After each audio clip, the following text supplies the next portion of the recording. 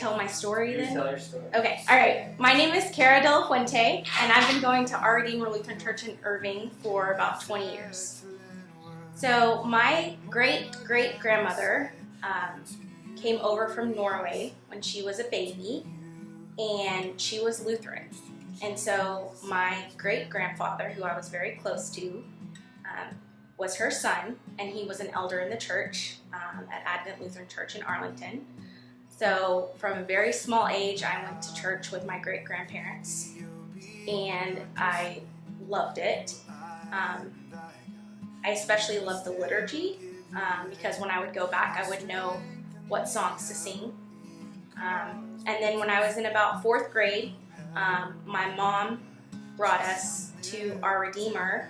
So Karrah, what does evangelism look like in 2022 in Irving, Texas to you? We have a very prominent Hispanic presence in Irving.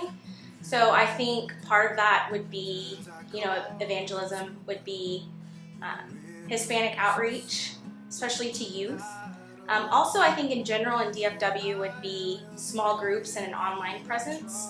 I feel like those are important things in today's generation too. I know one of my best friends actually moved to Colorado after seeing a church in Colorado that she really loved. And she goes to that church every Sunday now. And it's important to reach out in ways that people use. I know a lot of people that don't go to church because of pure laziness. I would say they're not motivated to go to church because maybe they know God and they don't necessarily feel like they need to have a more personal relationship with God. So unless they're inspired to have a more personal relationship with God by somebody else or by a spiritual enlightening moment that they have in their life, I'm not really sure that that's going to change.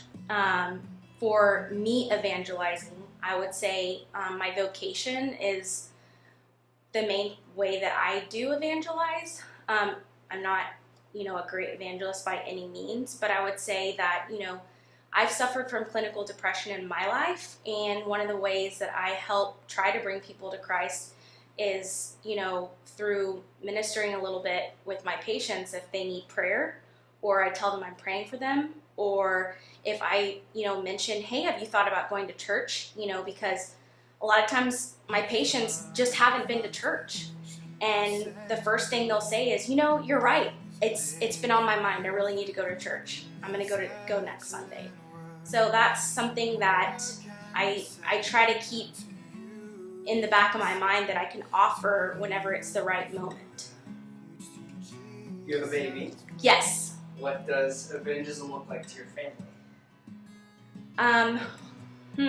I would say being a mom is very tough, and you constantly question everything you do. So I do pray for my son. I try to pray over my son. And we have a lot of books about Jesus. And of course, we bring my son to church. We try not to keep him outside of church, even if he might babble, because we want him to know what it's like to go to church with his parents and have that respect for church, that he can grow up knowing that church is special to his parents and find that thing that makes it special for him. I just think the hardest thing for evangelizing as a person would be to take away the fear of offending someone. But I think the main thing is if you are more in touch with God, then it's going to be easier for the Holy Spirit to tap on your shoulder and say, hey, maybe you should say something to that person. It's okay to introduce people to Jesus. By introducing people to Jesus, you're not pushing your religion on anyone.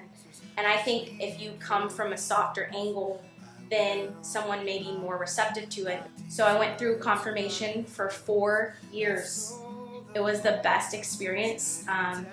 Chuck Peru was one of my teachers, Pastor McFarland, and also, of course, Roger Hill.